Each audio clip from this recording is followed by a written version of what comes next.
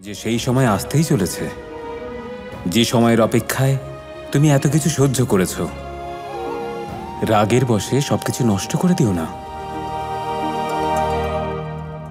কন্যাদানের সময় হয়ে গেছে, কন্যার বাবাকে ডাকুন।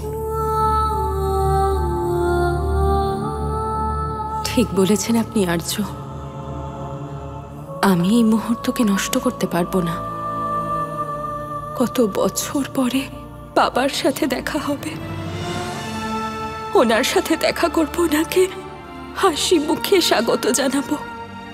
সাবধান, মথুরার অধিপতি মহারাজ কংস সভায় প্রবেশ করছেন। মহারাজ কংসের জয়।